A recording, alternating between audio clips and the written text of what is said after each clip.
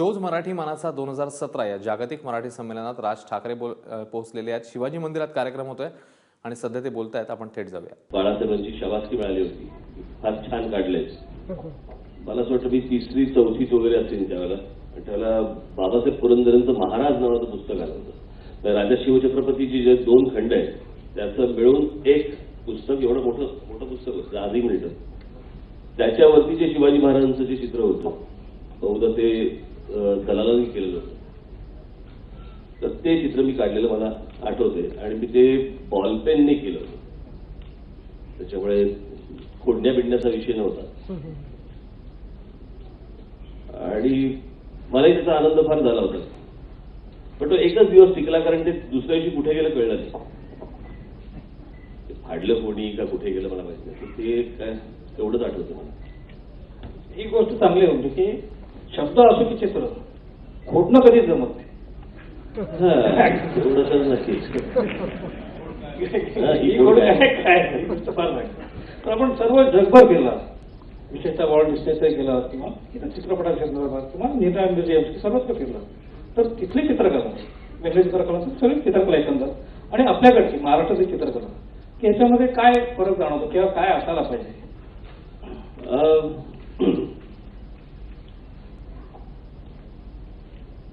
त्यातला सगळ्यात मोठा फरक हा मला भारतामधला आणि भारताच्या बाहेरचा सगळ्यात मोठा फरक मला शिल्पकलेत जास्त दिसतो।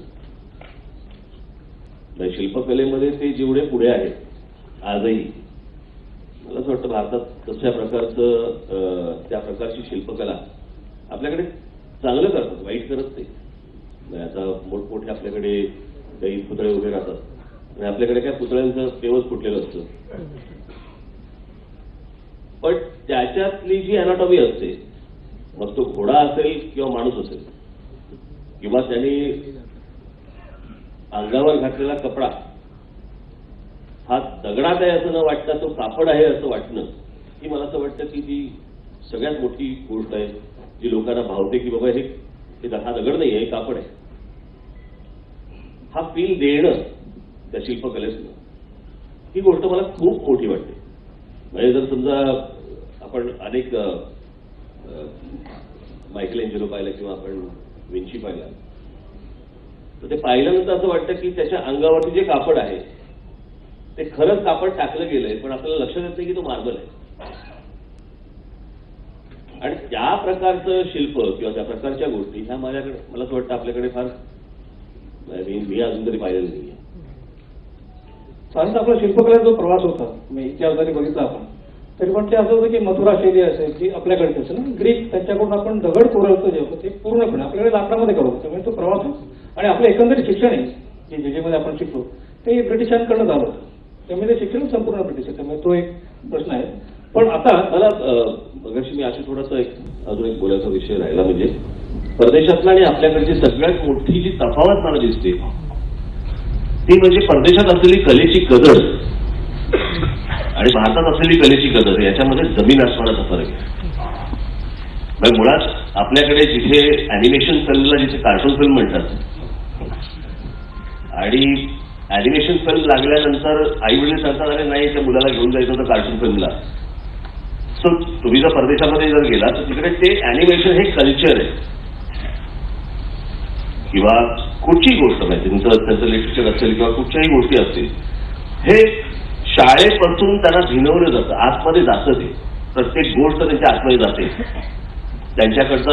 मग तो मला एक प्रसंग मला आठवतो म्हणून मी आपल्याला सांगतो की मी ऑस्ट्रेलियाला होतो आणि एका ठिकाणी गेलो जिथे कॅप्टन कुक म्हणजे ज्यांनी ऑस्ट्रेलिया खंडाचा शोध लावला। असं मोठी लॉन होती आणि त्या लॉनवरती एक छोटंसं घर होतं। आम्हाला सांगितलं कॅप्टन कुकचं घर। मग थोडी बहुत काही माहिती मिळाली आम्हाला की बाबा त्यांनी ऑस्ट्रेलिया खंडाचा याने शोध लावला, तो हाच कॅप्टन कुकचं हे घर। त्या घरात तर फिरून वगैरे आलो, खाली आलो, एक सॉव्हिनियर शॉप होतं। त्या शॉपमध्ये मी असं जसं दुकानात असं बघत होतो काय काय गोष्टी आहेत, तर ते त्यांचे काही किचन वगैरे सगळ्या गोष्टी असत। जरा मागे वळलो तर माझ्या असं लक्षात आलं एक मोठा जगाचा नकाशा आहे आणि त्या जगाच्या नकाशावरनं अशा काहीतरी खालून 3 लाईन गेले असेल काहीतरी. इतक्यात एक एवढ्या लहान मुलींची एक तिथे काही ट्रिप आली होती, अगदी एवढ्या छोट्या छोट्या होत्या आणि सगळ्या आतमध्ये आल्या, चिमचिवाट सगळा सुरू झाला. नंतर त्याच्या दोन या पण आल्या, काय त्यांच्या शिक्षिका पण आल्या, त्या मोठ्या होत्या. आतमध्ये आल्या त्यातल्या एका शिक्षिकेने एका मुलीला सांगितलं की हा नॉब दाब. मी असा उभा राहिलो मुद्दाम. तिने तो नॉब दाबला. ती जी एक लाईन होती त्याच्यावरती लाईट पेटली आणि मग त्या शिक्षिकेने त्या मुलीला सांगायला, त्या मुलींना सगळ्यांना सांगायला सुरुवात केली की कॅप्टन तो पहिल्यांदा इथून निघाला, मग त्याने ह्या देशात गेला, इथून गेला, मग ह्या समुद्रातनं मग हिंदी महासागरातनं असं करत करत करत करत तो असा काय हिंदी महासागर का पॅसिफिक तिकडनं आला. मग दुसऱ्या मुलीला सांगितलं मग तू जा दुसरं. तिने दुसरं एक नाव दाबलं. मग दुसरी लाईन पेटली. मग तिने सांगितलं की मग त्याला काय हाताला लागलं नाही. मग त्यांनी पहिल्यांदा परत दुसऱ्यांदा प्रयत्न केला, परत तिथे सगळे दिवे लागले. परत तिने सांगितलं की ह्या देशात गेला, या देशात गेला, असं गेला. परत त्याच्या हाताला काही लागलं नाही. मग तिसऱ्या मुलीला तिला तिसरा नॉब दाबायला सांगितलं. मग तिसऱ्या नॉबला परत ते दिवे लागले तिसऱ्या लाईनचे. मग ते परत हा इथून निघाला, कॅप्टन कुक असा गेला, या देशात गेला, असं गेला. आणि मग त्याला एक लाईन लागली, तो ऑस्ट्रेलिया. मला असं वाटलं की मला पण ती शिकवते.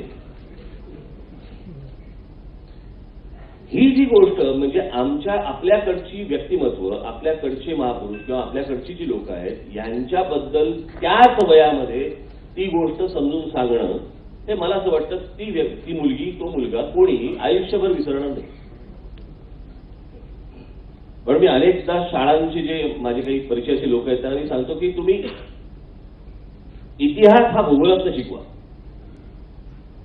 आणि आज तर तुम्हाला गुगल अर्थ वगैरे पासून सगळ्या गोष्टी आलेल्या आहेत. सो समजा आपण दुसरं महायुद्ध किंवा पहिलं महायुद्ध किंवा कुठचेही फ्रेंच राजे, शिवाजी महाराजांचा समजा इतिहास तुम्हाला समजवायचा आहे, तुम्हाला गडकिल्ले त्याचं भौगोलिक स्थान तर माहिती पाहिजे, जे तुम्ही सहज सांगू शकता, जे व्हिज्युअली तुम्हाला डोळ्यासमोर येऊ शकतं की अच्छा म्हणजे पन्हाळगडाचा वेढा पडल्यानंतर महाराज तिथून विशाळगडावरती आले, तर पन्हाळगड कुठे आहे, विशाळगड कुठे आहे. मग ती तुमची आपली जी खिंड, पावन खिंड आपण ज्याला म्हणतो, मग त्याचं लोकेशन कुठे आहे, हे जर दाखवत जर समजा तुम्ही इतिहास त्या मुलांना समजून सांगायला लागलात तर मला असं वाटतं तो इतिहास ते कधीही विसरणार नाही. आणि त्या गोष्टींची जबाबदारी, त्या गोष्टी मला असं वाटतं की परदेशामध्ये त्याची काळजी जेवढी घेतली जाते तेवढी आपल्याकडे आपली काळजी घेतली जात नाही. तर मला आजही आठवते की 26 जुलैला ज्या वेळेला आपल्याकडे मुंबईमध्ये पाणी ज्याला तुंबलं गेलं, पाऊस झाला आणि ते सगळं झालं, आमच्याकडे कलानगरला बरोबर मातोश्रीच्या बाजूचा बंगला हा आपल्या सातोळेकर सरांचा, ते पाणी ज्याला वाढलं ते साधारणपणे खालून ग्राउंड फ्लोअर पासून 1-1.5 मजला पाणी तिथे होतं, कारण जर तसं कलानगर थोडंसं आमचं खाली आहे. म्हणजे तिथे आम्ही लहान असताना सातोळेकर त्यावेळेला बऱ्याचदा परदेशी असायचे, तर आमची क्रिकेट खेळायची जागा ही त्यांचा बंगला होता आणि त्या लागूनच त्याला त्यांचा स्टुडिओ होता. सातवळेकर म्हणजे ज्यांचं पेंटिंग आज राष्ट्रपती भवनामध्ये आहे अशा प्रकारचे चित्रकार, त्यांचं त्या संपूर्ण पाण्यामध्ये आयुष्यभराचं सगळी पेंटिंगचा चिखल झाला. पण या देशातल्या एकाही राज्यकर्त्यांनी किंवा कोणीही अशी गोष्ट विचारली नाही की हे काय झालं किंवा ते काही साफ करता येईल का किंवा काही गोष्ट करताय काही, कारण कदरच नाही. ही जर गोष्ट जर समजा परदेशामध्ये घडली असती तर मला असं वाटतं केवढी गोष्ट मोठी झाली असती त्यांच्याकडे. आणि कलेतला हा मला असं वाटतं फरक सर्वात जास्ती आहे परदेशातला आणि आपल्याकडचा. आपल्याकडे कलेला कदर नाही, गमत म्हणजे कलेची कदर नाही.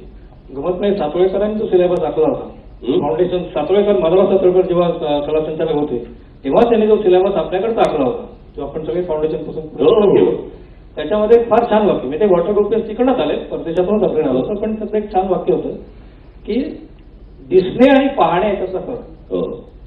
नेमका तोच आपल्याकडे साधारण दाखवत नाही. आणि दुसरं वाईट उदाहरण जसं ते तिकडचं आहे तसं इकडचं एक उदाहरण बघितलेलं मला म्हणजे नेहमीच आहे ते जहांगीर आर्टमध्ये लहान मुलांची अशी सहल येते, मग त्या टीचर असतात, बाई असेल किंवा पुरुष कोणी टीचर असतील आणि बरोबर सगळ्या मुलांना सगळं घेऊन डायरेक्ट पाय मग दाखवता तरी कशाला करत नाही? ते त्यांना बहुधा जहांगीर आर्ट गॅलरी दाखवायची असते. जे पेंटिंग लागतात ते त्यांना माहिती असेल. हा आपल्याकडे आहे. त्याचं ते दुर्दैव आपल्याकडे कारण असेल नाही ते मला त्याच्यासाठी आम्ही काही वेळा आमचे प्रयत्न तुटके असतात. आम्ही काय प्रयत्न केले होते की जेव्हा जिंजला दिवस होतो तेव्हा आम्ही मी दोघांमधला अजून एक फरक म्हणून सांगतो. हा. आता ओबामांनी जाता जाता एक गोष्ट सांगितली. मी डॉग लवर आहे, प्राणी प्रेमी आहे. आता हे जे जसं सांगितलं की बाबा जहांगीरला जसे येऊन पटकन घेऊन जातात, आपल्याकडे अनेकदा जर समजा बघितलं तर कुत्र्यांना जेव्हा फिरायला घेऊन जातात त्यांना लंबी करू देत नाही. चल आता असं त्याला केलं तर चालेल का? नाही ना करता येत. पण आता जर समजा ओबामांनी एक शेवटचे जे काही निर्णय घेतले त्याच्यातला सगळ्यात एक महत्वाचा निर्णय होता की तुम्ही जे स्निफ डॉग स्निफर जे बॉम्ब शोधणारे आणि हे जे असतात हे जे तुम्ही इथून घेऊन जाता अमेरिकेतनं ज्या ज्या वेगवेगळ्या देशांमध्ये, समजा त्यांना काही इजा झाली, त्यांना काही पाय तुटला किंवा तो मेला किंवा काही झालं, त्याची बॉडी किंवा तो तसा तसा हे परत अमेरिकेमध्ये घेऊन यायचे. कारण ते अमेरिकन नागरिक आहेत. त्यांना जर दफन करायचं, त्यांना जर पुरायचं असेल तर ते अमेरिकेच्या भूमीमध्ये पुरलं जाईल. तुम्ही कुठेही सोडून यायचं नाही. त्याच्यामुळे आता ह्याच्या पुढे जे कुत्रे जातात ते मोजले जातात किती चाललेत आणि तेवढे परत आले पाहिजे. तिथे जर समजा कुत्र्यांबद्दल ही जर गोष्ट असेल तर माणसांबद्दल काय असेल आणि मग कलाकारांबद्दल काय असेल? पण त्याचा दुर्दैव सगळ्या शाळांमध्ये चित्रकला शिक्षक आहेत. सगळ्या शाळांमध्ये चित्रकला शिक्षक आहेत, कलेचे शिक्षक आहेत. 8 टीचर्स डिप्लोमाच्या जवळपास 200 कॉलेजेस आहेत महाराष्ट्रात. परंतु दुर्दैवाने त्यांच्यावरच धड संस्कार झालेला नसतो. आपल्याकडे तर शिक्षकांना शिकवायची आता तेही अभ्यासक्रम आहे शिक्षक. आता मी ड्रॉइंग टीचर होतो 12 वर्ष. मी स्वतः ड्रॉइंग टीचर होतो 12 वर्ष. शिक्षण संस्थेत मी 11वी माझं वाक्य लागलेलं दिसतं. नाही, वस्तुस्थिती अशी त्याचा ड्रॉइंग टीचर आणि पीटी टीचर यांचे तास कमी केले आणि ज्याला पुढे ड्रॉइंग जमत असेल दुसऱ्या शिक्षकांना शिकवावं अशा सगळ्या ग्रामीण भागात परिस्थिती. आणि जिथे जिथे विना अनुदान येते तिथे तर ड्रॉइंग टीचर नाहीतच. म्हणजे तुम्ही चित्र दिसणे भाग तर वेगळा आहे, पण जिथे पाहायलाच मिळत नाही ते दिसणार नाही. म्हणजे दिसण्यासाठी तर पुढे आणखी शिकावं लागेल की रंगाचे फोड काय, त्याला टेक्स्चर फोड ही शब्दच माहित नाहीत कधी, की त्याच्या पलीकडे फक्त ते पेटीतले लाल पिवळा निळा एवढे माहिती आहेत, त्याच्या पलीकडे काय माहित नाही. आणि विशेषतः सरकारकडे ड्रॉइंग टीचर्सच्या सगळ्या संस्था आहेत त्या गेली 10 वर्ष मोर्चे घेऊन जात आहेत की आमच्या नोकऱ्या रद्द करू नका. हा नाही, त्यांना माहितीच नाही आहे. 300 वर्ष मागे राजकारणाचा प्रश्न आहे. परंतु प्रश्नाचाच त्याच विचार आला म्हणतो नंतर त्याचा आधीच विचारतो. कसं आहे की आपल्याकडे यात म्हणजे दृश्यकला विषय किंवा विशेषतः दृश्यकला, बाकी संगीत आणि त्याच्यामध्ये थोडी तरी जाण असेल, पण राज्यकर्त्यांमध्ये किंवा राजकारण्यांमध्ये फार कमी लोक आहेत, नाहीच म्हणजे बोटावर बोलण्यासारखेच असतील की ज्यांना दृश्यकलेची जाण आहे. दृश्यकला शिक्षण आणि दृश्यकला एकंदरीत याविषयी सरकारचं किंवा आपल्या शासनाचं एकूण काय धोरण असायला पाहिजे, कसं राबवायला हवं? ते कसं आहे, मला असं वाटतं की प्रत्येक डिपार्टमेंटसाठी आपल्याकडे काय आहे, निवडून येणारा आमदार. आणि खरं तर आता 52 साली जे 52 साली नाही त्याच्या अगोदर म्हणजे ज्यावेळेला आपल्याला स्वातंत्र्य मिळालं त्यावेळेचं जे नेहरूंचं मंत्रिमंडळ होतं, मला असं वाटतं त्याच्यासारखं उत्तम मंत्रिमंडळ कधीच झालं नाही की ज्या क्षेत्रातला जो तज्ज्ञ आहे तो त्या मंत्रिमंडळाचा मंत्री असेल, त्या खात्याचा मंत्री असेल.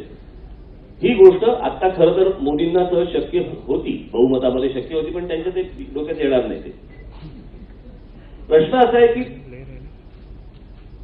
आपल्याकडे विचारलंही जात नाही. जी तज्ज्ञ लोक आहेत, अनेक क्षेत्रांमध्ये काम करणारी आहेत, त्यांना तर साधं विचारलंही जात नाही की नेमकं काय व्हायला पाहिजे, नेमकं काय करायला पाहिजे. ज्याला स्वतःला वाटेल, आता कसं आहे, दप्तराचं ओझं कमी करायचं याचा अर्थ शिक्षण म्हणजे तुमचं काय म्हणतो आपण त्याला, पुस्तकं आणि ह्या सगळ्या गोष्टी कमी करायच्या, बरोबर. तर आपल्याकडचे मंत्री जर समजा काट्याने दप्तर तपासत असतील की दप्तराचं वजन कमी करायचं याच्यावरती, मग आता ह्याच्या पुढे काय बोलायचं? तुम्हाला असं म्हणायचंय का की जे आज नाही तिथे उपस्थित, पण सरकार शिक्षणाकडे विनोदाने बघतोय. ग्राहक विनोदाच्या तावडीत सापडतात. नाही, या सगळ्यात कसं आहे, शिक्षण आहे, ही शिक्षण ही सगळ्यात महत्वाची गोष्ट आहे ज्यातनं तुम्ही पुढे घडत जाता, ज्याच्यातनं तुम्हाला ज्या गोष्टींमधनं जगाचा एक्सपोजर ज्याच्यातनं तुम्हाला मिळतं, ती गोष्ट सगळ्यात महत्वाची शिक्षण आहे. आता त्याची जर दरवर्षी थट्टा चालणार असेल ना, त्याला काहीच अर्थ उरत नाही ना. म्हणजे ज्याला जो झटका येईल हे तुमचं शिक्षण, असं नाही होऊ शकत ना. म्हणजे यावर्षी हा मंत्री आला, ह्याला वाटलं हे की ते, दुसऱ्या वेळेला दुसरा मंत्री आला, त्याला वाटलं ते की ते. मुलांनी काय करायचं? तुम्ही एकदा काय ते ठरवून तुम्ही शिक्षणाचा काय जो काय सिलेबस असेल तो एकदाच काय तो मांडला, याप्रमाणे याच्या पुढे शिक्षण जाईल. प्रत्येकाला आलेला झटका हे काही राज्याचं किंवा देशाचं धोरण नाही होऊ शकत ना.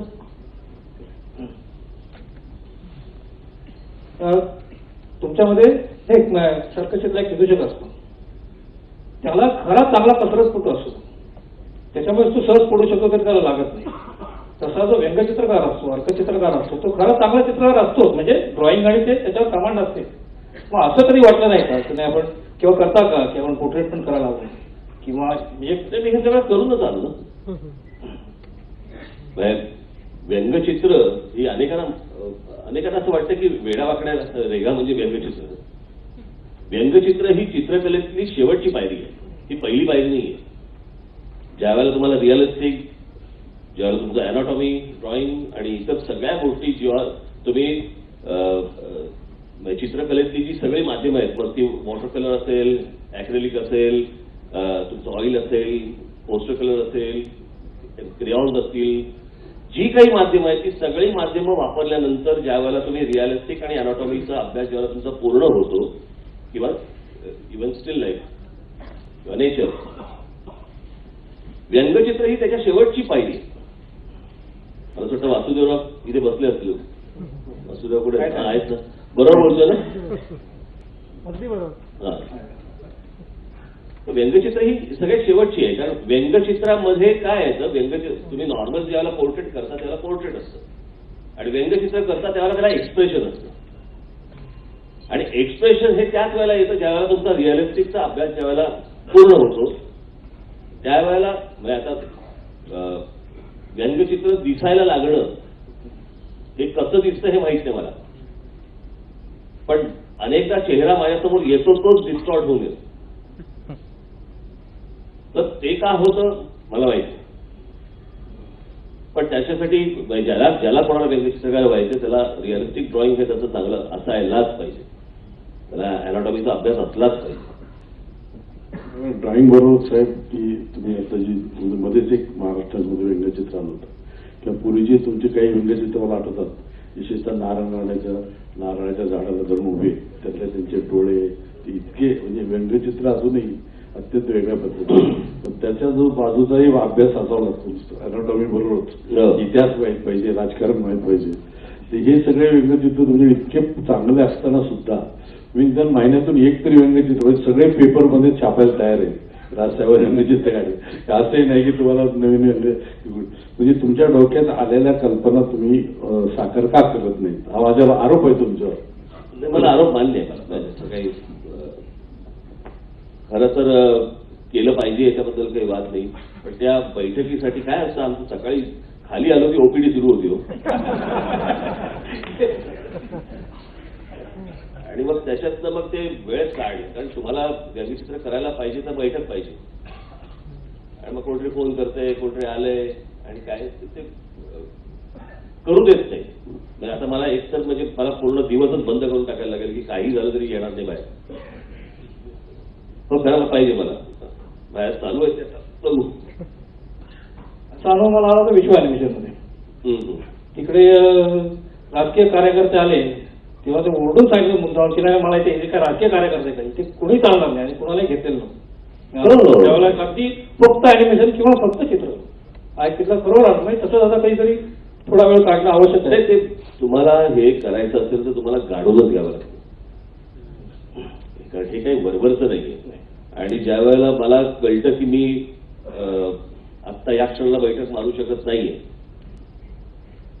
मी तुम्हाला खरंच सांगतो, मी मागच्या वेळेला माझ्या एका मुलाखतीमध्ये मी सांगितलं होतं की मी ज्या वेळेला व्यंगचित्र करायला बसतो, आजही मी ज्यावेळेला त्याचं ड्रॉइंग करायला बसतो त्यावेळेला मला सतत असं वाटत असतं की माझ्या मागे बाळासाहेब आणि माझे वडील उभे आहेत.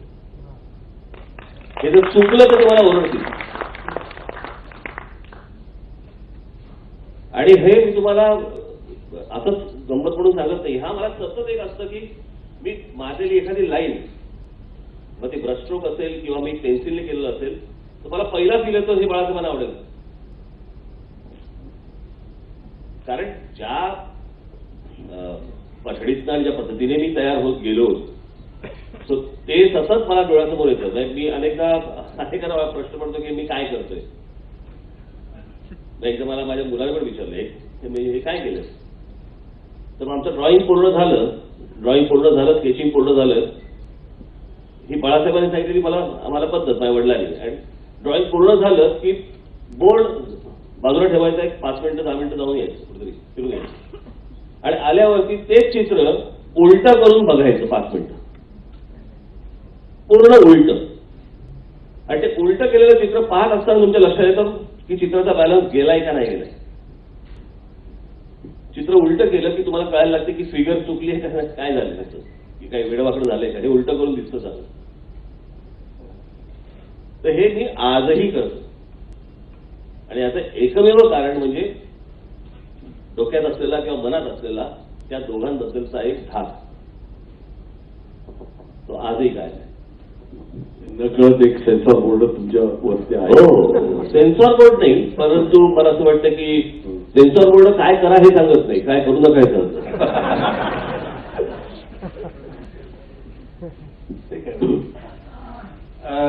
पण समजा आता व्यंगचित्रकला तुम्हाला करायचं असेल, मी तो बाकीचं सगळं केलं, पण त्यासाठी वेगळा काय अभ्यास असतो का, किंवा तसं काय आर्ट स्कूल मध्ये शिकवतच नाही आपल्याकडे काय व्यंगचित्र कॉलेज. तुम्हाला राजकीय व्यंगचित्रकार व्हायचं असेल तर तुम्हाला नुसतं व्यंगचित्र करून नाही चालत. तुम्हाला राज्याचा इतिहास माहिती पाहिजे, तुम्हाला देशाचा इतिहास माहिती पाहिजे, तुम्हाला जागतिक थोडा बहुत काही महत्वाचा इतिहास तुम्हाला माहिती पाहिजे, ते संदर्भ तुम्हाला माहिती पाहिजे. आणि ते जर संदर्भ तुमच्या बॅकग्राऊंड मागे जर असतील तर तुम्ही एखादी बातमी वाचताना एखादी कल्पना ज्यावेळेला येते त्यावेळेला ते सगळे संदर्भ तुमच्यासमोर येतात. आणि त्या प्रकारचं जर समजा थोडं बहुत जे काय असेल ते वाचन तुमचं हे त्या प्रकारचं असलं पाहिजे. वर्तमानपत्राचं तर असलंच पाहिजे. सर्वसाधारणपणे अग्रलेख हे तुम्ही वाचले गेले पाहिजेत, पण आता सध्या ती परिस्थिती पण नाहीये. मला असं वाटतं की लोकसत्ताचा अग्रलेख सोडला तर बाकीचं म्हणजे धन्यच आहे सगळं. वस्तुस्थिती आहे, त्याला काय करणार. पण या सगळ्या गोष्टी तुम्ही पाहिल्या पाहिजे, वाचल्या. आणि एक जो तुम्हाला उपजत असावा लागतो असं मला वाटतंय, जो उपजत असावा लागतो एक थोडा तिरका विचार करणं. आता ते घ्यायला पाहिजे, तर ते काय ते आणू शकत नाही. आणि तो ह्युमर पाहिजे तुमच्यात. पण तो ह्युमर तुम्ही रेषातून व्यक्त न करता जेव्हा स्टेजवर जाता तेव्हा तो वेगळ्या प्रकारे व्यक्त करतात, नकलातून व्यक्त करतात, त्या माणसाच्या बरोबर वेगळं शोधून व्यक्त करतात. ते शोधायला नाही लागत, येतं अंगावर येतं सगळं. नाही, पण एक कला आहे की त्यांच्यासारखा आवाज काढणे. पण मी ती तुमची 2-3 वेळा नक्कल पाहिली की जपून वागावं, जपून बोलावं, अन्यथा जिभेला ओठांचा त्रास होतो. नको तेव्हा गळ्यात पडली की मफलरचा सुद्धा फास होतो. तेव्हा ते जे त्यांच्या नकला तुम्ही ज्या केल्या त्या पद्धतीने आवाजात वगैरे, त्याचा निवडणुकीच्या प्रचारात किती उपयोग होतो. नाही, मी तुम्हाला खरं सांगतो, मी भाषण ज्यावेळेला करतो त्यावेळेला अनेकदा मला असं वाटतं की मी हे मुद्दे बोललं पाहिजे. अनेकदा मी असे मुद्दे आणून पण ठेवतो, बाजूला आणून ठेवतो. पण 99% वेळा असं झालेलं आहे की माझं लक्षच नाही गेलं तिकडे. मी जेव्हा भाषणाला सुरुवात करतो बोलत जातो कारण त्या गोष्टी मनात असतात त्या येत जातात. आणि ते बोलता ती नक्कल येते. म्हणजे असं नसतं की आज कोणाची नक्कल करायची, असं नाही. तर ते बोलता ती गोष्ट येऊन जाते. ते ऑब्झर्वेशन तितकं लागतंच ना त्याला सुद्धा, जितकं व्यंगचित्र. पण तुम्ही जर बघितलं तर व्यंगचित्रकार हा जर समजा थोडासा नकल्या नसेल तर व्यंगचित्रात एक्सप्रेशनच येणार नाही. कारण तो चेहरा तुम्हाला कसा दाखवायचा आता ते करत असताना तुमच्या मनात ती गोष्ट यायला तुम्हाला स्वतःला ती माहिती असायला पाहिजे की हा कसा होऊ शकतो चेहरा. आता तुम्ही ह्युमर असेल, तुमचा विनोद असेल, तो विनोद काय तुम्ही ओढून ताणून आणू शकत नाही. आणि तुम्हाला एक कवी म्हणून तुम्हाला निश्चित माहिती असेल की हे काय तुम्ही असं गंमत म्हणून आणू शकत नाही. तुम्ही जेव्हा होतच नाही ते होतच नाही. तर या सगळ्या म्हणजे म्हणून मी म्हटलं ना की राजकीय व्यंगचित्रकार किंवा अॅनिमेशन किंवा व्यंगचित्रकारिता ही सगळ्यात शेवटची स्टेप आहे त्याची. तसं साधारण म्हणजे शब्दात किंवा आपलं चित्र केलेलं आहे. अभिधा, लक्षण आणि व्यंजना 3 शक्ती असतात. अभिधा जे की सरळ वाक्य तसा तसाचा अर्थ, लक्षणा म्हणजे भावार्थ आणि खरा अर्थ जो चित्रकार किंवा व्यंगकार दाखवला असतो तो म्हणजे व्यंगार्थ. पण ती व्यंजना जर शक्ती नसेल तर तो व्यंगचित्रकार कुठलाही चित्रकार कुठलाही होऊ शकत नाही. हे फक्त शब्द नाही मला उच्चारता आले पण म्हटलं म्हणून त्याला मी फक्त ते दिलं. बरं हे सांगताना म्हणजे पटवून सांगण्यासाठी बोर्ड आहे. करू आनंद समारोपासाठी बोर्ड वापरूया. तर साहेब मला एक विचारायचं की तुम्ही 2000ची नोट कधी पाहिली? 8 नोव्हेंबर नंतर. अतिरेक्याने पाहिल्याच्या नंतर म्हणजे डायरेक्ट प्रथम तुमच्याकडे नाही आली? नाही. मला किती 6-7 दिवसानंतर माझ्या एका मित्रांनी दाखवली. तर मला वाटलं की जुन्या आपण लहान असताना व्यापार खेळायचं माहिती ना, त्याच्यात ती जी नोट असते मला वाटलं ती आणली की काय. त्याच्यानंतर ही घरी नोट आहे म्हणून. तर तुम्हाला त्या सगळ्या 8 दिवसाच्या सगळ्या खेळ जो महिनाभर खेळ चालू आहे नोटांचा, त्या संदर्भात तुम्हाला काय वाटतं? नाही, मी त्या दिवशी माझ्या पुण्याच्या प्रेस कॉन्फरन्समध्ये मी हे सांगितलं की ज्या वेळेला ही गोष्ट झाली नोटबंदीची, का हा विषय खूप मोठा आहे. तुम्हाला असं वाटतं तुम्ही आता काढू नका, शॉर्टमध्ये कसं होईल, सगळ्या नोटा बंद केल्या तर शॉर्टमध्ये कसं होईल. पण तुम्ही ज्या वेळेला नोटबंदी करता आणि तुम्ही जेव्हा सतत त्याच्यानंतर सांगता की 30 तारखेला बघा मी 30 तारखेला बोलणार, मग 30 तारखेला, आणि तुम्ही 30-31 तारखेला ज्यावेळेला भाषणाला येतात त्यावेळेला नोटबंदीवर एक वाक्य बोलत नाही. किती पैसे गोळा झाले, किती काय झालं हे तुम्हाला लोकांसमोर सांगायला नको.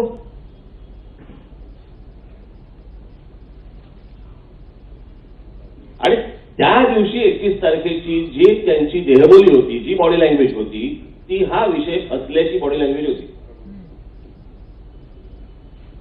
तुम्ही 8 तारखेचं भाषण काढून बघा आणि तुम्ही 31 तारखेचं भाषण काढून बघा, त्याच्या देहबोलीमध्ये कळत होतं की हे फसलंय. मला कित्येक भाजपाचे लोक बोलले तो फसलंय म्हणजे काय.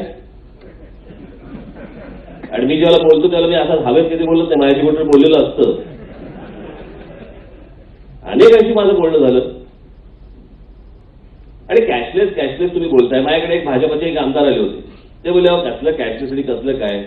गेल्या म्हणे महाराष्ट्राच्या निवडणुकीमध्ये आमच्याकडे पैसेच निवडणूक लढवायला, तरीही पक्षाने आम्हाला प्रत्येकाला 1-1 कोटी रुपये पाठवले होते. म्हणजे 288 कोटी. बरोबर की नाही? काय बोलताय मग तुम्ही आता हे.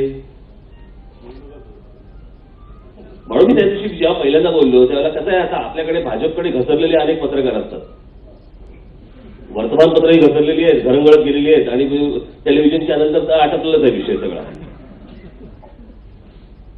मी ज्यावेळेला पहिल्यांदा बोललो की ज्या दिवशी हे सगळं झालं 8 तारखेला 9 तारखेला मला पुण्यामध्ये पत्रकार भेटले आणि मला विचारलं काय वाटतं तुम्हाला. मी म्हटलं बघू आता उत्तर प्रदेशच्या निवडणूक आहे, तिकडे काय आपट्याची पानं वाटणार. आपट्याची म्हटलं काय आता आपट्याची पानं वाटणार का निवडणुकीला. असं नाही होऊ शकत. हे सगळं मुळात तुम्ही ज्याच्यासाठी लोकांना रांगेत उभं केलेलं आहे, लोक रांगेमध्ये उभे आहेत, त्यांना पैसे मिळत नाहीयेत आणि तुमच्या रिझर्व्ह बँकेपासून सगळ्या बँकांमधनं तुमच्या 2000च्या आणि 500च्या नोटा बाहेर ब्लॅकमध्ये आल्या. काही काही लाख कोटी रुपये लोकांकडे बाहेर गेले, जे लोकांच्या हातामध्ये येत नाहीये, आणि तो सगळा तो परत काळा पैसा झाला, गुन्हा झाला. मग हा सगळा एक्सरसाइज केला कशासाठी? तुमची तयारी नसताना तुम्ही जवळपास 60 निर्णय बदललेत. ह्या निर्णय घेतल्यानंतर 60 निर्णय बदललेत. हे काय पूर्ण तयारीचं लक्षण नव्हतं. आणि मला मी याच्यावरती अगोदरही मी 8 तारखेला झाल्यानंतर 19 तारखेला माझं भाषण झालं होतं, त्याच्यातही मी या सगळ्या गोष्टी मांडलेल्या होत्या. आणि आता ह्याच्या पुढेही मांडलीच मी डिटेलमध्ये मांडली. नाही, तो अत्यंत ज्वलंत विषय. आणखी एका संदर्भात आपलं मत हवं आहे की काँग्रेसच्या बाबतीत मी समजत होतो, कारण मी जवळ आहे काँग्रेसच्या म्हणून, जिच्याशी काँग्रेसमध्ये कोणाच्या बाजूने? महात्मा गांधी, गांधी छाप नाही. तर जिच्याशी आपला साखरपुडा व्हावा, तिथं दुसऱ्याशी लग्न झाल्यानंतर जे वाटतं ते स्मारकाचं उद्घाटन भाजपने करताना काँग्रेसला वाटलं की उद्घाटन दुसरे करतायत. पण या संदर्भात तुम्ही स्पष्ट भूमिका घेतली होती की जिथे आता पगार द्यायला पैसे नाहीत, अनुदान द्यायला पैसे नाहीत, एकंदरीत परिस्थिती इतकी वाईट आहे म्हणजे आर्थिक दृष्ट्या की 7व्या वेतनाची सुद्धा आता गरज नाही, 6व्या वेतनानेच भरपूर दिलेलं आहे त्या ठिकाणी. आणि असं असताना अनेक शिक्षक 5,000 रुपये महिन्यावर काम करत असताना, पुतळ्यासाठी पैसे नसतानाही जे स्मारक बांधलं त्याबद्दल जे आपल्याला त्या संदर्भातलं आपलं मत. माझं मत सांगतो. पहिली गोष्ट म्हणजे माझ्यासाठी कोणी सत्ताधारी नसतो आणि माझ्यासाठी कोणी विरोधी पक्ष नसतो. जे चांगलं आहे त्याला मी नक्की चांगलं म्हणणार, जे वाईट आहे त्याला मी नक्की वाईट म्हणणार. आणि जे मी आजपर्यंत करत आलो त्याच्यामुळे एखाद्या विषयावरती जर सुद्धा मी माझी भूमिका ही जर सुद्धा विरोधात असेल तर याचा अर्थ मी काहीतरी विरोधासाठी विरोध करतोय असा कधी विचार मनात देखील आणू नका. आता हीच गोष्ट ज्या वेळेला काँग्रेस करत होती त्यावेळेलाही माझी भूमिका तीच होती, जी आज भाजप करते त्यावेळेला माझी भूमिका तीच आहे. याचं कारण ही शुद्ध फसवणूक आहे. छत्रपती शिवाजी महाराजांचा पुतळा हा तुम्ही अरबी समुद्रामध्ये बसवण्याचा जो विचार करता हा मुळात शुद्ध फसवणूक आहे. एक तर पहिली गोष्ट म्हणजे ह्यांच्यापैकी कोणालाही स्कल्पचर नावाची गोष्टच माहिती नाही की पुतळा बनतो कसा. नाही, ह्यांना साधारणपणे पु ल देशपांडेंनी जसं सांगितलं होतं की मुंबईकराला कापूस कसा बनतो, तर गादीतल्या गादीत वाढत वाढत एके दिवशी गादी फुटते आणि बाहेर येतो. त्याला माहितीच नाही की कापसाचं झाड असतं, त्याला कापूस लागतो वगैरे. तसं यांचं आहे, ह्यांना माहितीच नाही की शिल्प म्हणजे काय. आधी तुम्ही सांगता की एक तर स्टॅच्यू ऑफ लिबर्टीपेक्षा तुम्ही 2 इंच उंच करणार. मुळात हा विचार आला कुठून मला. परत 2 इंच तुम्ही उंच करायचं ठरवलं म्हणजे महाराजांचा जिरोटोप हा स्टॅच्यू ऑफ लिबर्टीपेक्षा तिच्या हातापेक्षा वरती गेला. बरोबर आहे. पुतळा आहे अश्वारूढ म्हणजे घोडा केवढा झाला. बरं, हे करणारा शिल्पकार कोण आहे. बरं, जगात इतक्या देशांकडे करोडो रुपये आहेत, त्यांनी ते का नाही पुतळे बांधत. बरोबर. स्टॅच्यू ऑफ लिबर्टी हा एका आयलंडवरती उभा केलेला आहे, जो फ्रान्स सरकारने त्यावेळेला अमेरिकेला गिफ्ट दिलेला पुतळा आहे. तोही एका वेगवेगळ्या ज्याचे वेगवेगळे मोल्ड असते. बरोबर आहे. तुम्ही समुद्रात बसवताय. स्टॅच्यू ऑफ लिबर्टीचा आयलंड हा एका खाडीत आहे. समुद्र खूप लांब आहे तिथे काय फारशा असेल लाटाबिटा हा विषय नसतो. जेव्हा काय तुमचं वादळ बिदळ येतं त्यावेळेला भाग वेगळा, परंतु तो तसा मध्ये आहे. त्याच्यानंतर मला असं वाटतं एक रिओचा आहे जो डोंगरावरती, एक गौतम बुद्धाचा आहे जो मला असं वाटतं चायनामध्ये का हाँगकाँगमध्ये कुठेतरी आता आहे. याच्या पलीकडे पुतळेच नाही आहेत. आणि जो भारतीय जनता पक्ष किंवा जे नरेंद्र मोदी येऊन आमच्या छत्रपतींचं जेव्हा तिथे काय म्हणतात भूमिपूजन नाहीच म्हणता येत त्याला, काय म्हणायचं जलपूजन ज्याला करतात साहेब, नाही जलपूजन करतात. मला पहिला प्रश्न आहे की नरेंद्र मोदींच्या वल्लभभाई पटेलांच्या पुतळ्याचं काय झालं. एवढं लोखंड जे देशभर गोळा केलं त्या पुतळ्याचं काय झालंय त्याच्याबद्दल चर्चाच नाही. आणि जी गोष्ट अशक्य आहे, तुम्ही ह्या सगळ्या गोष्टींवरती मी काँग्रेसचं सरकार असताना बोललो होतो की हा 5-7 हजार कोटीच्या खाली येऊ शकत नाही प्रोजेक्ट. आज तो 10,000 कोटीच्या खाली येत नाही प्रोजेक्ट. होणार नाही तो भाग वेगळा, त्याला करायची इच्छाच नाही. पण महाराजांचे जे गडकिल्ले आहेत ते गडकिल्ले हीच महाराजांची स्मारक आहेत. ती जर नीट केली, ती जर चांगली केली, ती कमीत कमी पैशामध्ये होती आणि ती जर उत्तम समजा तुम्ही केली तर येणाऱ्या भावी पिढ्यांना आपला राजा कोण होता, त्याचा पराक्रम काय हे आपण इतिहास सांगू शकतो. पुतळ्यांनी कुठचा इतिहास सांगितला जाणार आहे? म्हणून मी आता पण ज्या वेळेला नाशिकला बाळासाहेबांचं पहिलं स्मारक म्हणून मी जेव्हा उभं केलं त्या स्मारकात पुतळा नाही. माझ्यामध्ये खूप झाले पुतळे आपल्याकडे प्रत्येक चौकामध्ये, आणि मग त्याच्यातनं काहीतरी घडणार आणि मग त्याच्यातनं परत काहीतरी जातीय दंगली घडणार. त्या माणसाच्या नावाला शोभेल असं काही घडेल की नाही? आज बाबासाहेब आंबेडकरांच्या नावाने तुम्ही आज ते इंदू मिलचा विषय झाला, काय झालं ते पुढे इंदू मिलचं? काही नाही. मुळात तुमच्याकडे पैसे आहेत का?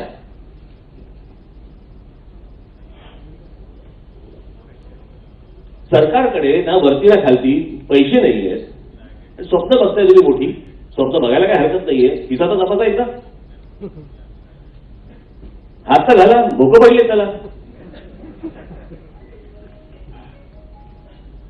आणि याच्यानंतर तुम्ही ह्या सगळ्या गोष्टी करताय. केवढे प्रश्न महाराष्ट्रामध्ये आहेत जे प्रलंबित आहेत, तिथे याला पैसे खर्च करता येत नाहीयेत. आणि जी न होणारी गोष्ट आहे ती फक्त नुसतं आता ही फक्त शोभाजी चालू आहे, नुसते फक्त घोषणा चालू आहे, याच्या पलीकडे काय नाही चालू. मुंबई अहमदाबाद काय बुलेट ट्रेन करणार काय करायचं? मुंबई अहमदाबाद बुलेट ट्रेनचं काय? सकाळी पटकन पोहोचलो, काय ढोकळा खायचा, काय करायचं काय तिकडे जाऊन? पोहोचलो 2 तासात, रापकन पोहोचलो तिकडे, ढोकळा खाल्लो, रापकन घरी बरं आलं. काय करायचं म्हणजे? इथे बरे भाई काय ढोकळे? कोणाची सोय लावताय? सोय कोणाची लावताय? आणि त्याच्यासाठी किती? 1 लाख कोटी रुपये. पण ती ही गोष्ट त्या दिवशी आली काहीतरी त्याच्यात ती काय स्टेशन कुठची येणार.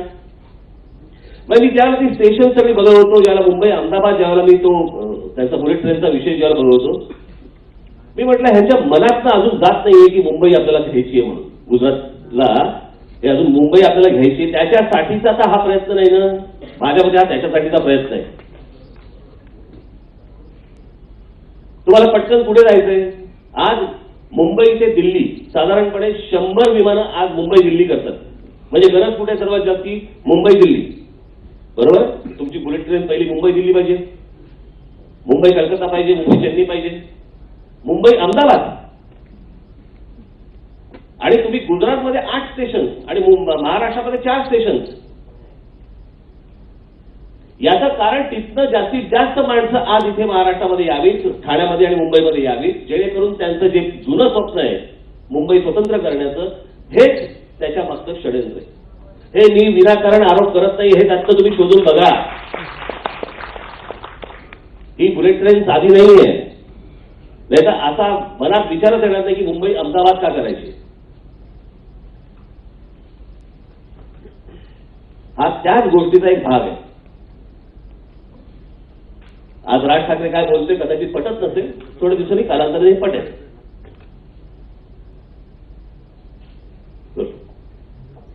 याच अनुषंगाने तिरकं ते नाशिकला बॉटनिकल गार्डन हे सांगा, याच्यावरती जरा सांगितलं चांगलं. नाही, काय होतं, मी 12 वर्षापूर्वी मी नाशिकला एक आयुक्त होता सिंगल नावाच्या, त्यांनी मला म्हणाले की इथे खूप मोठं चांगलं बॉटनिकल गार्डन आहे.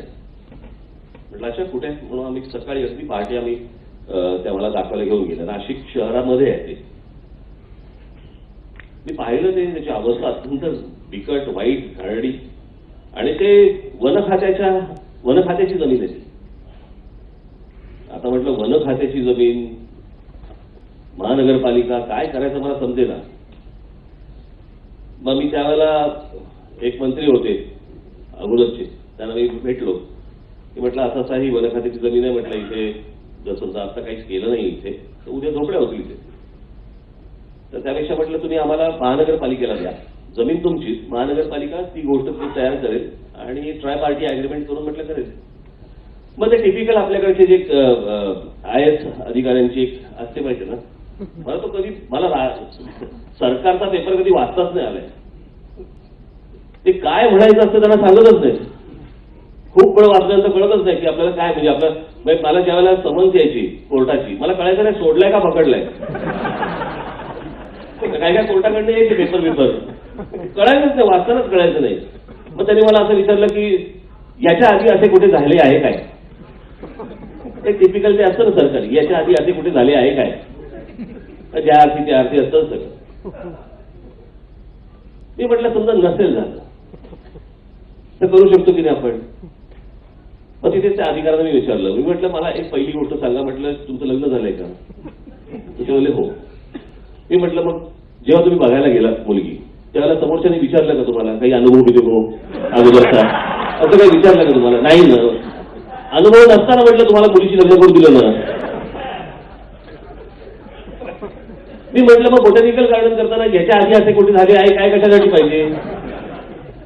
मग ते बाहेर कळलं. मग त्याच्यानंतर मग मी एके दिवशी मुनगंटीवारांकडे गेलो. मुनगंटीवारांना ते समजलं मी काय म्हणतोय ते म्हटलं मला तुमची जमीन नकोय, जमीन ठेवा तुमच्याकडे, ती डेव्हलप करण्यासाठी म्हणून द्या. मग त्यांना समजलं. मग त्यांचे जे अधिकारी आहेत काय त्यांचं खरगे, विकास खरगे, त्यांनाही ते समजलं. खूप पॉझिटिव्ह अधिकारी येतो. मग त्याला समजलं. मग त्यांनी ह्या सगळ्या गोष्टी केल्या. मग ते सगळं गोष्ट घडली. आणि मग मी त्याच वेळेला रतन टाटांशी बोललो. आणि रतन टाटांना म्हटलं की असं आहे प्रोजेक्ट. म्हटलं माझी इच्छा आहे की तुम्ही CSRच्या अंडर म्हटलं हा प्रोजेक्ट करावा. म्हणजे ते सगळं पाहिलं आणि बोलले डन. आतापर्यंत त्यांनी त्या प्रोजेक्टसाठी म्हणून 3 कोटी रुपये सँक्शन केले होते. पण या गेल्या 6 महिन्यामध्ये जेव्हापासून काम सुरू झालं तेव्हापासून आजपर्यंत 13 कोटी रुपये खर्च झाले त्याच्यावरती. आणि ते टाटा ट्रस्टचे केले. आज नाशिकमध्ये मी टाटा ट्रस्ट घेऊन गेलो, अंबानी घेऊन गेलो, महिंद्रा घेऊन गेलो, GVKला घेऊन गेलो, L&Tला घेऊन गेलो. एवढे सगळ्या कंपन्यांना मी घेऊन गेलो आणि तिकडे प्रोजेक्ट राबवले. या सगळ्यांचे मेन हेडक्वार्टर्स मुंबईत आहेत. एकही काम नाही झालं मुंबईत. माझी आपल्याला सर्वांना विनंती आहे, आपण खरंच एकदा ते नाशिकचं बोटॅनिकल गार्डन आपण खरंच बघायला या. ज्या प्रकारे ते उभं केलेलं आहे आज तिथे जवळपास रोज त्या गार्डनला जवळपास 4 ते 4.5 5,000 लोक व्हिजिट करतात, जिथे एक माणूस जायचा नाही.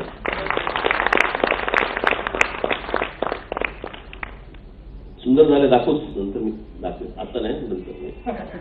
आणि ते दुसरं पण आहे शस्त्रास्त्र संग्रहालय. शस्त्र संग्रहालय. हा शस्त्र संग्रहालयाचं काय तिथे मनात विचार आला की बाळासाहेबांच्या नावाने स्मारक करायचं. तर बाळासाहेबांचं नाव घेतलं आणि शस्त्र नसतील तर मग जरा प्रॉब्लेम आहे. म्हणून मग मी बाबासाहेबांशी बोललो आणि मग ते शस्त्र संग्रहालय उभं राहिलं. मला पहिला मनात विचार प्रत्येक शहरामध्ये काही गोष्टी उभ्या करताना माझ्या प्रत्येक वेळेला मनामध्ये येतं की या शहरात राहणारी एखादी स्त्री ज्या वेळेला तिच्या मुलाला घेऊन संध्याकाळी तो शाळेतनं आल्यावरती कुठे घेऊन जायचं याला हा प्रश्न पडत असेल. मग जर प्रत्येक स्त्रीला किंवा प्रत्येक वडिलांना जर हा प्रश्न पडत असेल की माझ्या मुलाला घेऊन जाऊ कुठे, मॉलमध्ये, चित्रपट बघायला की रेस्टॉरंटला, हे सोडून आपण काही त्याला दाखवणार आहोत की नाही. हा विचार मला खूप वर्ष माझ्या मनामध्ये होता. आणि हे जग बघितल्यानंतर माझ्या सतत ते मनामध्ये होतं की कुठेतरी आपल्याकडे झालं पाहिजे. प्रत्येक गोष्ट ही काही निवडणुकीच्या दगडावरती तपासून पाहिली पाहिजे किंवा घासून पाहिली पाहिजे अशाचा काही भाग नसतो. मला असं वाटतं आपण आपली गोष्ट करत राहावी. त्यातनं अनेक लोकांना काही गोष्टींची ऊर्जा मिळेल. अशा गोष्टी अजून शहरामध्ये उभ्या राहतील. आता मी ज्यावेळेला एकदा ताडोबाला गेलो होतो आणि ताडोबाला गेलो असताना उन्हाळ्याच्या दिवसात गेलो होतो. जवळपास 49 डिग्री टेम्परेचर होतं. मी ते सगळं जंगल पाहिल्यानंतर मी आल्यावरती मी रतन टाटांना एकदा तेव्हा भेटलो होतो. आणि मी टाटांना म्हटलं की मला असं वाटतं की तुम्ही आपल्या कारण त्यांच्या त्या ह्याला पण आहेत ना रिसॉर्ट्स मध्य प्रदेशमध्ये वगैरे पण आहेत. तर मी त्यांना म्हटलं की आपल्या इकडे महाराष्ट्रामध्ये ताडोबासारखं जंगल आहे. म्हटलं इथे जर समजा तुमचं ताज या नावाने जर समजा रिसॉर्ट आलं तर इमिजिएटली आमचं ताडोबा म्हटलं वर्ल्ड मॅपवरती येईल. कारण त्यांची चेन असते ती, तर ते दिसायला लागेल. मग त्यांनी ते माणसं पाठवली जमीन आणि या सगळ्या गोष्टींसाठी वगैरे वगैरे. फार काही झालं नाही. मग मी त्याच्यानंतर मुनगंटीवारांना सांगितलं आणि मुनगंटीवारांना सांगितलं म्हटलं की असंच आहे म्हटलं आणि टाटा तयार आहेत, त्यांना मदत करा तिथे. मला असं वाटतं आत्ता काहीतरी एक आठवड्याभरापूर्वी एक कार्यक्रम झाला त्या ठिकाणी मुनगंटीवार आणि टाटांचा. तर हे या दृष्टिकोनातून मी पाहत असतो की हे आपल्याकडे जे आहे हे चांगलं कसं होईल, चांगलं कसं राहील आणि वाढवता कसं येईल. तर प्रत्येक गोष्ट करत असताना निवडणुकीला मतं किती मिळतील आणि कशी मिळतील असा कचरू विचार करून नाही होय या गोष्टीवर. आणि कुठल्या नवीन कल्पना जसं किंवा काय आणखी कुठल्या नवीन कल्पना किंवा जलपुरुष आपल्याकडे आले होते राजस्थानचे किंवा त्या संदर्भात मला असं वाटतं की आपण माझा एकमेव राजकीय पक्ष आहे भारतात ज्याने पहिल्यांदा विकास आराखडा ब्ल्यूप्रिंट ही राज्याची मांडली असं आजपर्यंत कधी झालेलं नाहीये. आणि दुर्दैवाची गोष्ट म्हणजे ज्या महाराष्ट्रामध्ये मी ती मांडली त्यातल्या अनेक लोकांनी ते वाचण्याचेही कष्ट घेतलेले नाहीत. पण त्याच्यामध्ये सगळ्या गोष्टींवरती विचार करून झालेला आहे. मला असं वाटतं एकदा जर ती चाळली तर त्यातनं तुम्हाला अनेक गोष्टी मिळतील. माझ्या अनेक काही योजना आताच्या तुमच्या फडणवीस सरकारने घेतल्यात की आणि घ्याव्यात, पण ते नीट कराव्यात. ह्याचं घ्यायच्या घोषणा करायच्या आणि बंद व्हायचं असं करून चालणार नाही. ते म्हणजे कल्याण डोंबिवलीला सांगितलं आम्ही 6,500 कोटी रुपये देऊ, 6.5 रुपये पोहोचलेले नाही अजून. मुंबईला सांगितलं आम्ही 10,000 कोटी रुपये देऊ, 10 रुपये पोहोचलेले नाही. मग कुठून महाराजांचा पुतळा करणार तुम्ही? आहे का पैसे तुमच्याकडे? ते भूमिपूजन केलं साहेब, त्याला भूमी दिसत नव्हती. अस्थिपूजन आणि जलपूजन याच्यात काय फरक आहे कॅमेऱ्यात तर काय कळलं नाही या ठिकाणी ज्या पद्धतीने ते दिसत होतं. मला तर ते सगळे ते शांताराम बापूंच्या त्या पाहिजे टाकणार त्या राजकमलच्या त्याच्या माहिती त्या सगळे काय काय टाकायचे. तर असं एक स्पिलबर्गला तुम्ही भेटला होता. कोण? किंवा स्पिलबर्गला स्पिलबर्ग? नाही. किंवा चित्रपटाचा आणि संगीताचा तुमचा अभ्यास तो आहे मला माहिती आहे चांगल्या प्रकारे. तर त्या क्षेत्रामध्ये किंवा त्याच्यात ते आहेत ना, मग त्या सगळ्यांना एकत्रित कसा परिणाम होऊ शकतो? ते माझं पहिलं प्रेम हे फिल्म मेकिंग, हे माझं पहिलं प्रेम आहे. मी अनेकदा माझ्या अनेक मुलाखतींमध्ये मी सांगितलं होतं की जे स्कूल ऑफ आर्टमध्ये असताना मला त्यावेळेचं माझं जे स्वप्न होतं त्यातनंच हे सगळं विश्व अॅनिमेशन वगैरे सगळं सुरू झालं. माझं त्यावेळेला जे स्वप्न होतं की अमेरिकेत जाऊन वॉल्ट डिझनी स्टुडिओमध्ये अॅनिमेटरचं काम करावं. पण तेव्हा कोणाला पत्र लिहायचं आणि कोणाला भेटायचं काय काय संदर्भ काय माहितीच नव्हतं काही. आणि त्याच्यामुळे त्याची गोष्ट राहिली. व्यंग्य चित्रकार होतोच, पण माझं पहिलं प्रेम हे फिल्म मेकिंग.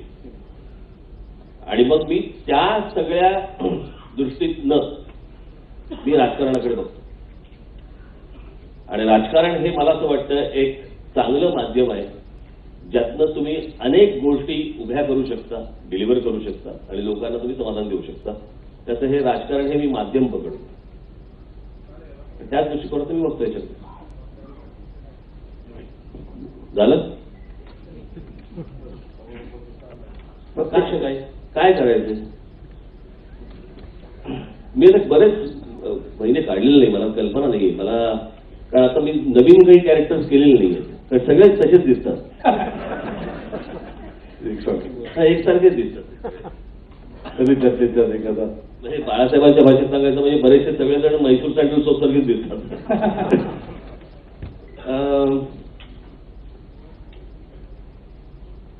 मी प्रयत्न करून बघतो.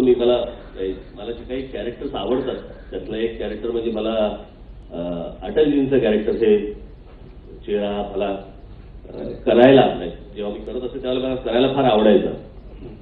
अटल बिहारी वाजपेयींचा प्रयत्न करून बघतो.